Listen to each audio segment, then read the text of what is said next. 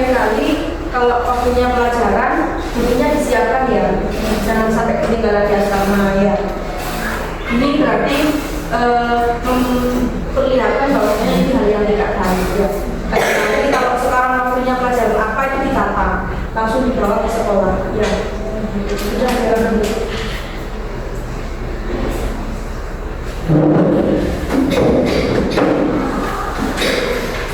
Baik anak-anak, untuk hari ini sebelum pelajaran saya mulai, saya absen terlebih dahulu. Afifatul Nila, Aska Askia, Fani, Hawaruna ini. Berarti berapa orang yang tidak masuk? 10 orang. Kemana?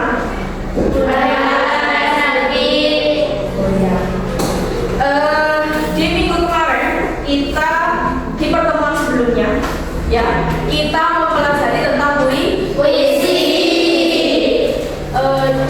Saya ingatkan kembali, coba yang bisa angkat tangan.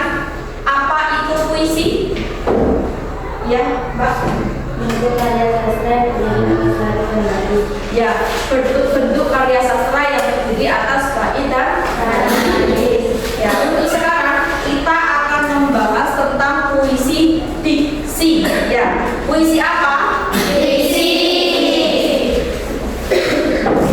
Coba siapa yang pernah tahu apa itu puisi diksi? Yang bisa mengatakan? Yang pernah tahu puisi diksi? Ya, Mbak Isa. Diksi yang menggunakan pemilihan kata yang memiliki makna negatif yang membawa pembaca untuk merasakan emosi dan meraih makna. Ya, membawa pembaca untuk merasakan emosi yang dibuat oleh si pembuat puisi tersebut. Yang mana fungsi diksi dalam puisi itu terbagi menjadi beberapa bagian. Yang pertama yaitu menyampaikan makna secara efektif. Kemudian membangun suasana, ya jadi suasananya ketika sedih bisa menjadi senang, bisa jadi senang juga menjadi sedih. Itu karena yaitu mengekspresikan dari apa yang dirasakan oleh si penulis puisi tersebut. Kemudian menciptakan keindahan bahasa. Contohnya seperti apa ya? Yang misalkan kata mati dapat diganti menjadi ya. Mati kan kata-kata yang tidak indah ya. Ketika menjadi gugur maka kata tersebut bisa menjadi indah. Kemudian wafat bisa menjadi berpulang. Wafat kata-katanya bagus apa tidak? Iya. Ketika sama si pembuat puisi tadi dirubah menjadi berpulang, kira-kira bagus apa tidak? Bagus ya. Dari tadi kayaknya Mbak Okta ngomong sendiri ya. Coba Mbak Okta, tadi kata-kata yang saya rubah, contoh kata yang saya rubah itu seperti apa tadi? Yang bisa menjadi gugur, bahkan bisa menjadi berulang. Ya, lain kali kalau ada guru yang menerangkan nggak boleh ngomong sendiri ya Mbak Okta, ya Mbak Najla ya. Kemudian saya punya contoh ya, dua puisi atau dua kalimat dalam puisi. Ada kalimat A sama kalimat B. Coba yang bisa angkat tangan dari kedua kalimat tersebut, manakah yang lebih menarik? Ya Mbak Isa. Yaitu kalimat B, karena pada kalimat B menggunakan majas atau gaya bahasa sehingga kalimat tersebut terlihat lebih menarik. Ya, betul sekali. Itu lebih menarik yaitu kalimat B. Karena kenapa kok seperti itu? Karena menggunakan bahasa yang lebih menarik. Ketika puisi menggunakan bahasa yang lebih menarik, maka orang yang membaca puisi tersebut akan bisa merasakan apa yang disampaikan oleh si pembuat puisi tersebut. Kemudian kalau juga yang membaca itu jadi gak males ya. Ya ketika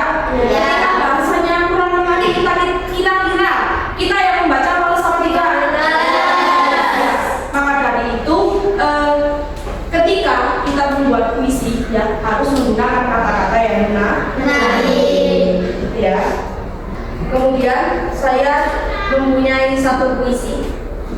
Dari puisi ini ya, contoh puisi yang saya kasih. Mengapa puisi tersebut kurang menarik untuk dibaca? Coba yang bisa angkat tangan. Ya. Karena hanya menggunakan kata sehari-hari yang umum seperti turun, datang, bergerak, meningkat, bagus. Perlu menggunakan kata-kata yang mampu membangun imajinasi pembaca. Kurang memiliki nilai estetis atau keindahan bahasa yang biasanya terdapat dalam puisi. Ya, jadi ini menggunakan kata-kata yang kurang menarik. Maka dari itu seseorang yang membaca puisi tersebut tidak akan tertarik ya. Jadi malas untuk membaca.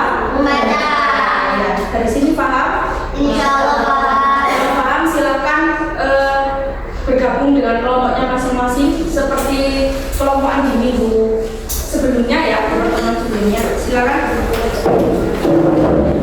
Silakan kalian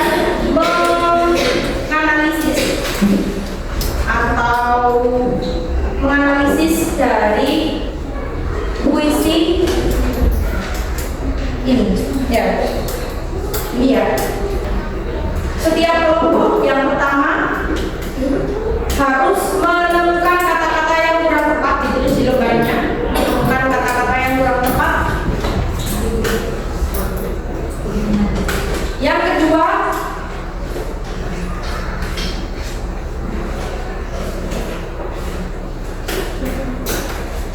mencari alternatif diksi yang lebih menarik. Ya.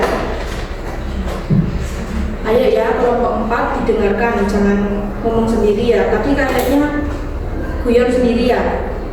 Dengarkan ya, nggak boleh guyon sendiri ya.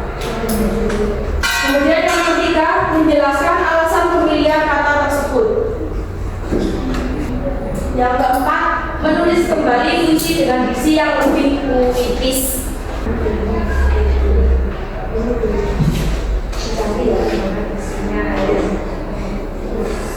Dari puisi itu kan ya, dengan puisinya terus kita akan sesuai apa yang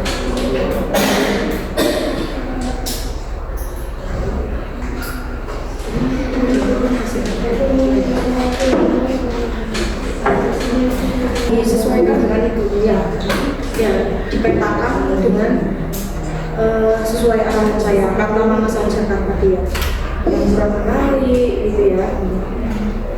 Kemudian kata-kata yang tepat itu mana saja gitu ya. Sudah, waktunya habis. Saya tunjuk satu kelompok untuk mempresentasikan hasil diskusi dengan kelompoknya. Karena tadi yang rame sendiri ya, yang guyon kelompok 4, maka yang saya tunjuk perwakilan dari kelompok 4. Ayo silakan salah satu perwakilan dari kelompok 4 maju ke depan untuk mempresentasikan hasil kerjanya. Kalau hasil kerjanya kurang bagus ya, tidak sesuai dengan arahan saya ya, atau pertanyaan saya, maka kelompok 4 saya kasih hukuman ya. Itu ya, silakan Mbak Najla dipresentasikan hasilnya. Yang pertama tadi disuruh apa? Menemukan kata-kata yang kurang tepat. Ya, silakan.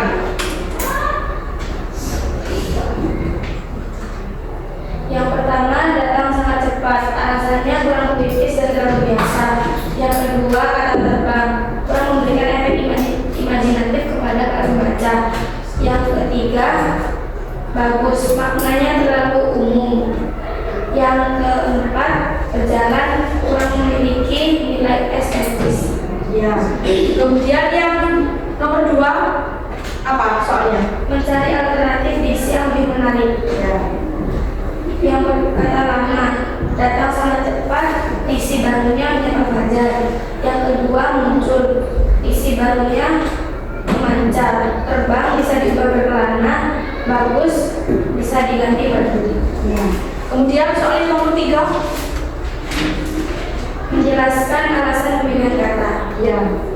Diksi barunya kata lamanya fajar karena memberikan kesan pagi yang hadir dengan lembut.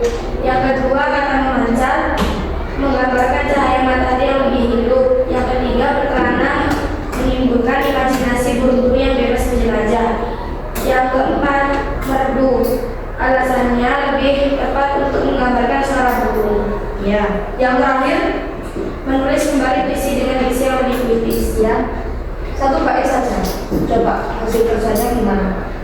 Pagi yang membahagiakan, pagi menyapa bersama fajar. Mentari memancar dari ufuk timur, burung-burung berkelana di angkasa. Kicauannya terdengar begitu merdu. Ya, sudah. Silakan kembali ke tempatnya. Karena kelompok 4 sudah sesuai jawabannya, ya, meskipun tadi ngomong sendiri ya, jadi nggak jadi dihukum. Ya, beri tepuk tangan dulu untuk kelompok 4. Kelompok lain ada yang mau memberi tanggapan dari hasil kerjanya kelompok 4? Insya Allah tidak. Kalau tidak ada, silakan kembali ke tempatnya masing-masing. Dari kelompok 4 tadi jawabannya sudah sesuai. Jadi untuk kelompok lain yang sekiranya jawabannya sesuai dengan kelompok 4, dilihat ya kelompok 4 ya. Kalau ada yang misalkan saya kurang paham ini gimana gitu, bisa ditanyakan ke saya atau ke kelompok 4 ya, gitu ya. Tapi ya itu yang perlu digarisbawahi, jangan ngomong sendiri ya. Sudah ya. Dari sini ada yang ditanyakan? Iya. Kalau ada yang ditanyakan, saya tanya ke sampean. Ya. Dari pelajaran awal tadi, apa tadi yang dinamakan dengan diksi?